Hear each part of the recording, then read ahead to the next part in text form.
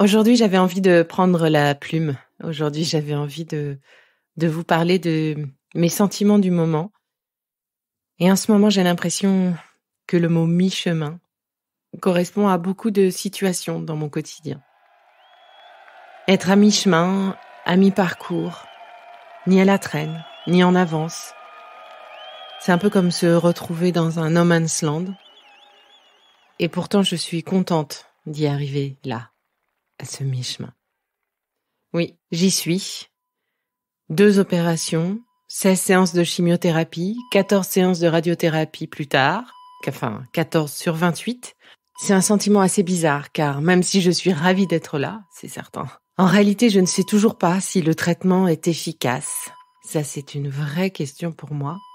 On ne sait pas, on fait confiance. Il faut faire confiance, alors on essaye. Je ne sais toujours pas ce qu'en dit la génétique. J'attends les résultats. Et il y en a tellement d'autres, des je ne sais pas. Alors est-ce que ce sentiment un peu en suspens existe chez tout le monde, dans les vies sans cancer, je veux dire? Parce que moi, j'ai oublié comment j'étais avant. J'ai l'impression aujourd'hui d'être bercée en continu dans ce fameux « je ne sais pas ». Je ne sais pas si ma peau va réagir aux rayons et comment elle va réagir. Normalement, tout va bien se passer puisque j'ai un coupeur de feu à mes côtés. Je ne sais pas de quelle couleur seront mes cheveux après, parce que pour l'instant, ils ont décidé de repousser blanc de blanc. Je ne sais pas non plus quand je vais retrouver mon énergie d'avant. On est plutôt épuisé, hein, faut pas se le cacher. Je ne sais pas non plus quand je vais retrouver mon corps d'avant. Aujourd'hui, je suis toute gonflée par la cortisone et ses fringales associées. Bon, évidemment, tout cela n'est pas grand-chose à côté de la question. Je ne sais pas quand je serai guérie et je ne sais surtout pas si je serai guérie. Alors c'est drôle. À mesure que j'avance dans cette maladie et puis particulièrement dans son traitement, c'est un peu comme si, la ligne d'arrivée, elle recule. Donc ce sentiment de jamais arriver à la fin.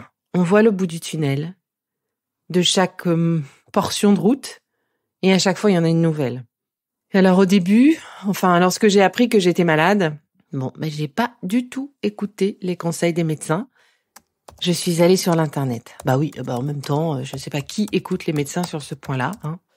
Donc désolée maman, désolé Jules. Et puis là, effectivement, sur internet, on voit tout. On se fait peur, comme si on en avait vraiment besoin, mais bon, on le fait quand même. On y voit des femmes qui s'en sortent haut la main, ça nous fait du bien. Et puis on en voit d'autres qui galèrent vraiment. Leur cancer a l'air hyper complexe, le traitement aussi. Et à chaque fois, une femme, une sœur de combat, battante. Comme je m'apprêtais à l'être, à mon tour. Et voir toutes ces femmes, ces sœurs, à des étapes différentes du traitement, me donnait une idée de ce qui m'attendait. Leur force m'en donnait un peu en retour, et cela me permettait de me projeter, un peu. Elles m'ont ouvert la voie, et m'ont permis de me dire qu'après, moi aussi, j'en serai là. Alors quelquefois on découvre au détour d'un post Insta les complications de certaines, et tout s'effondre. La peur qui revient au galop lorsque l'on voit repartir au combat ses sœurs dont on se sent si proche. Je pense particulièrement à Cœur de Rose, Catherine, Anne, Sabrina, Anissa, Karine ou encore Véro, qui se sont fait rattraper par la maladie, sans parler de celles qui nous ont quittés bien trop tôt. D'ailleurs, allez sur le site de thebrunette.fr. Elle a consacré une page entière à leurs histoires et les cagnottes associées pour les aider à se soigner ailleurs qu'en France, avec des traitements qu'on ne trouve pas ici.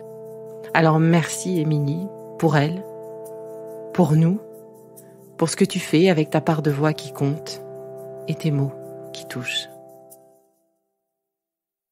S'il est vrai que ces réseaux sont de vrais miroirs, déformants bien souvent, très durs parfois, il ne faut pas oublier qu'ils peuvent aussi donner le meilleur, l'espoir et l'espérance. Et ce que j'y ai découvert, c'est ce soutien sans faille entre toutes. Cette sororité découverte, qu'est-ce que c'est beau de la voir s'exprimer lors de nos grandes douleurs. Et qu'il serait bon qu'elle s'exprime à chaque moment de nos vies. Alors, ça pose la question quand même, hein. Pourquoi est-ce que on est si dur entre nous, entre femmes, quand tout va bien? Bref, sur ces réseaux sociaux, j'ai découvert des personnes formidables, battantes, résignées, mères, jeunes adultes. Toutes étaient quelque part, sur leur propre route, à mi-chemin, toujours d'une nouvelle étape.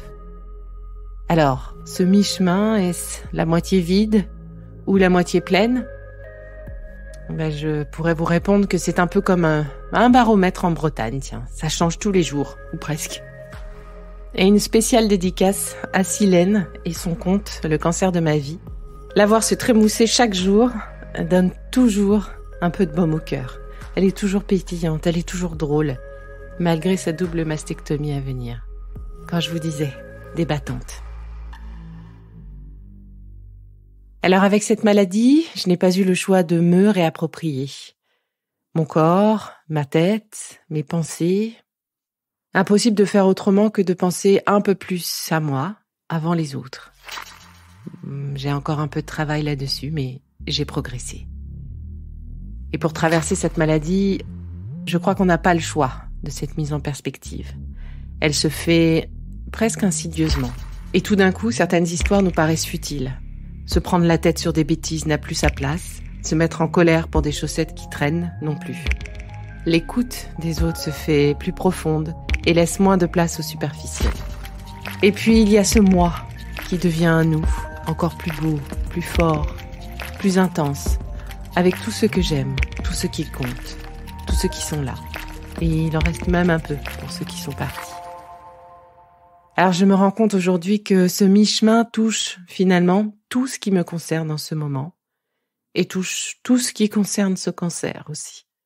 Comme vous le savez, mon cancer est un triple négatif, c'est-à-dire qu'il ne réagit pas aux hormones. Et pourtant, l'équipe de spécialistes de Curie a décidé de me prescrire tout de même une anti-hormonothérapie, car je suis à la limite basse de réponse aux œstrogènes.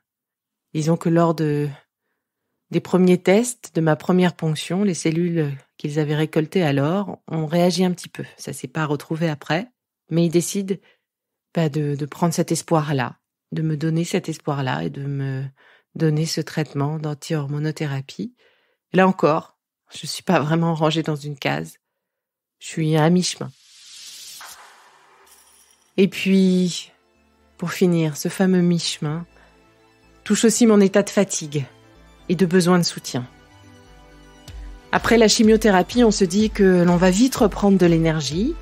Puisque la chimio s'arrête, 15 jours plus tard, on sera au taquet. On sera au top. On se dit qu'on n'aura plus besoin d'aide, plus besoin d'attention spécifique, en tout cas, parce que le plus dur sera passé. Et puis, on se réveille. Et chaque matin, on se rend compte à quel point le chemin de notre énergie d'avant est dur, escarpé. Et que cette ligne d'arrivée, encore une fois, est bien loin. Alors on n'a pas le choix. On fait le tri dans la multitude des projets en cours pour ne garder que ceux qui font sens. On fait le tri dans ses envies parce qu'on ne peut pas tout gérer. Bref, on change. Enfin, j'ai changé. Un peu. J'ai ralenti. Un peu. J'ai mûri. Un peu sans doute. Enfin, je trie. Et une des choses que l'on veut à 300% en revanche, c'est le soutien de tous ceux que l'on aime. Car à mesure que la dureté de la maladie, portée physiquement, se dissipe, une peur supplémentaire s'insinue. Celle de ne plus oser s'appuyer sur nos proches. La peur de les voir partir. La peur de les voir se détacher de nous trop vite. Ben oui, parce qu'on a l'air mieux au dehors. Mais attendez, encore un peu. Parce qu'au-dedans, c'est encore la Bérésina. J'ai creusé un peu ce sujet pour comprendre ce qui m'arrivait. Et j'ai trouvé. Ce symptôme est connu. C'est ce que l'on appelle l'abandon thérapeutique. Ou plutôt la peur de l'abandon thérapeutique. Alors, là encore, je suis à mi-chemin entre la volonté d'oublier, de passer à autre chose en tout cas, et l'impossibilité de le faire. Donc je vais y travailler, un peu de mon côté, Et je dois dire que ce podcast, Sacro-Saint Cancer, m'aide beaucoup. Bien plus que ce que je n'aurais pensé en le faisant. Ces introspections sont salvatrices. Me poser des questions, ne pas se laisser porter complètement par le protocole de soins, se positionner, en tout cas trouver sa nouvelle position, exister comme être malade et pas seulement par la maladie. Ce travail entre chaque épisode m'a beaucoup accompagné, m'a beaucoup aidé, peut-être m'a aidé à avancer plus vite. J'espère qu'il en est de même pour certains d'entre vous. Et pour ce qui concerne ce podcast, plus spécifiquement, nous sommes également à mi-chemin de ce que je voulais en faire. La première partie du chemin a été traversée, accompagnée de Pierre-Étienne Schmitt, mon philosophe éclaireur. Et pour la prochaine partie de ce chemin, cette fois-ci, vous entendrez mon dialogue, mes échanges avec un psy sur tout ce qui touche à la famille, histoire de comprendre ce qui se passe dans la cellule familiale et pas seulement dans la tête du malade.